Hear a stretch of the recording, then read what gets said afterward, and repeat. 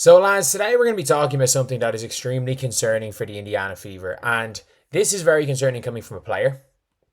It's very, very concerning coming from a player because this right here is this is Kelsey Mitchell, who is a key player for the team.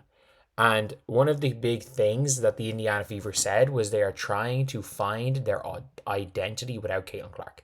They said we're still trying to find our identity. And this is the most concerning thing I think I've heard from any player on the Fever. It starts to everything that we do. I think touching the paint is important for us. It's the identity of our team offensively. And I think once we can guard the ball for four. Paint touches. Christie sides one. Christie sides one, lads. I do not understand how we got to this. I don't understand how we got to this. And all the Stephanie White defenders, and I mean this when I say this, I think Stephanie White is a good basketball coach. I think she's the wrong coach. You can be a good coach on the wrong team. That is a thing. That is a thing. And I'm sorry, we live in a world where you're allowed to criticize basketball. You're allowed to criticize bad basketball. You're allowed to criticize puke basketball. Because that's what their playing is right now. I criticized the Connecticut Sun last year for playing puke ball. I criticized the Aces for playing puke ball last year. And even they play a more interesting brand of basketball than the Indiana Fever. And by the way, to act like the Indiana Fever did not play puke ball with Caitlin Clark is saying, oh, what about Caitlin Clark? They were terrible with Caitlin Clark. Sorry, I don't mean they've been terrible as a team. I mean they've played terrible basketball. Because look, I would rather the Fever win. And by the way, the Fever are 4-5. I would rather the Fever win 26 games playing fast break, attacking basketball and being fun to watch than win 28 games and play this dull Connecticut Sun basketball. And she wants to turn this team into the Connecticut Sun, but Alyssa Thomas is not walking through that door. Bree Jones is not walking through that door. She's trying to turn them because that's all she knows. She knows winning is slow it down, gritty basketball. And do you want to know who else taught that? Christie Sides. She's the same basketball philosophy as Christie Sides. But you want to know, one thing was, the team at least did not care about Christie Sides. Not that they didn't respect Christie Sides as a person. They said, you know what, screw it, we're doing our own thing. But the Indiana Fever fast break points with Caitlin Clark, 12.3 points per game. Fever fast break points without her, 0 points. The Fever are averaging a league low 3.8 fast break points in Caitlin Clark's absence. That's less than half the points per game. 8.2 is the next lowest. They're averaging 3.8. They are not only the slowest team in the WNBA without Caitlin Clark. They might be the slowest team in the history of basketball without Caitlin Clark. They had 2 fast break points last night, and it was because Natasha Howard caught a rebound, started dribbling, and nobody picked her up. She literally tried to slow down on the break and realized she had an open lane. Because the Atlanta Dream defense parted like the Red Sea, parted like Moses parted the freaking Red Sea. She had a layup. That's the only fast break point they had. They had an accidental fast break point.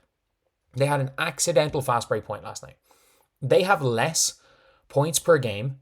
And by the way, if you guys don't know, you see this average of 3.8 fast break points. If you take away the game that Austin Kelly coached, they're averaging 2.2 fast break points per game. They are averaging 2.2 fast break points per game not 2.2. It's 11 divided by 4. 2.6 fast break points per game. Or is it 2.75? 2.7. Whatever. It's been so long since I've got my maths degree that I've forgotten how to add. 2.75 points per game. So they are you could literally quadruple their fast break points as the same with Caitlin Clark. And by the way, I understand Caitlin Clark makes them score more fast break points. But the Indiana Fever legitimately play. They're not even trying. They're not even trying to take things on. And by the way, if you watch them against the Mystics, they got a lead, then they slowed it down and nearly blew it. They slowed it down against Connecticut Sun. They were down 20 and then they started playing fast and nearly got it back. But this is the most concerning thing about the Indiana Fever. Percentage of points off threes. You have got, I actually quoted it wrong earlier. I said the Sun were in the percentage points off twos. So the Indiana Fever are right here. They're right here. They're up there. So what do you have here in the percentage of points off threes? You have the best team in the WNBA. The Lynx aren't in it. The Lynx aren't in the three-pointer. But again, look, the Lynx again are the best. Like, they're the best team.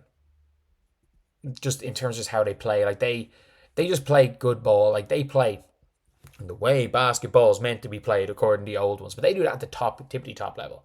But you have got best team in the W. Lynx are there. You've got the biggest overachievers in the Golden State Valkyries. You've got the Aces, who, as bad as they've been, are still better than the Fever. You've got the Mercury, who've been fantastic. They've been fantastic. And you've got the Atlanta Dream, who've been fantastic. Then you have got here one of the biggest underperformers of the season, the Seattle Storm. The Dallas Wings, the worst team in the WNBA right now. And the Indiana Fever, another underperforming team. And the Chicago Sky, they suck. The Mystics, I don't care what anyone says, they suck. But you're looking now at a situation where they are, like Chris decided, you can you can fire the coach, but not the idea. Paint touches are their identity, and that's what the scary thing is. I said this, where it's like they wanted to talk about paint touches, but they just didn't do it. They didn't listen to Christy Sides last year. That's the thing. They did not listen to Christy Sides. These players respect Stephanie White enough to listen to her because she's won, she's been successful, she's done good things as a coach, and I understand that. But you don't have Dejanay Carrington at the 2. You have Kelsey Mitchell. You have DeWanna Bonner, fair enough. You don't have Alyssa Thomas. You've got Natasha Howard. You don't have Bree Jones. You have Aaliyah Boston. Aaliyah Boston's not a back down big like Bree Jones. Aaliyah Boston's a face up, high IQ, passing big. Closest thing to a female Jokic. I'm not going to, other than Sarah Strong, who's in college. She's the closest thing to a female Jokic. I don't think she is, but she's the closest thing right now. You have Kelsey Mitchell instead of Dejanay Carrington. You could not find a more polar opposite player. And you've got Caitlin Clark. And this would be one thing if they played this really exciting brand of basketball. Like Caitlin Clark herself forces these 12.3 points per game.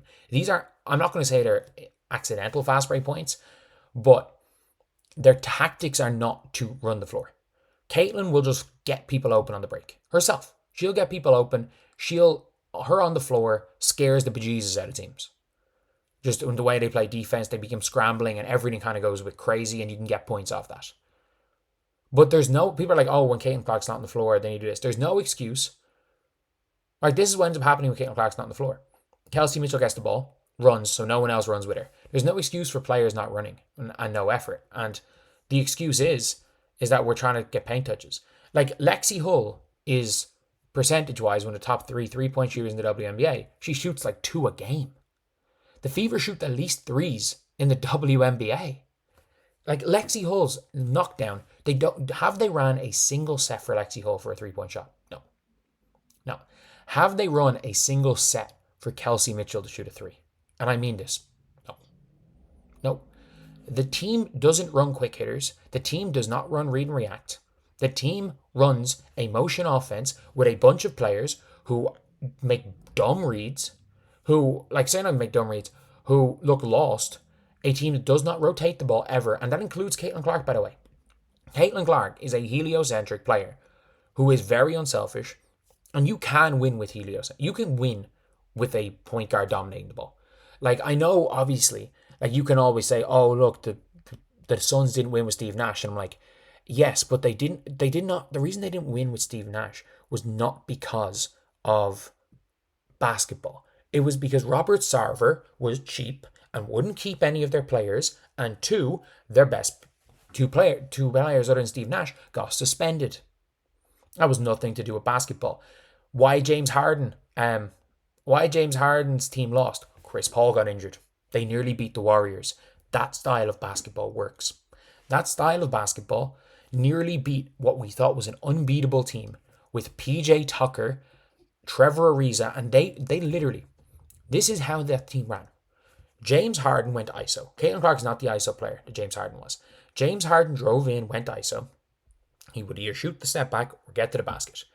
If the help didn't come, he shot a floater. If the help did come, he threw it a lob. If the help came and they dropped off either corner, he hit the corner. If that didn't work, they kicked it out to Chris Paul.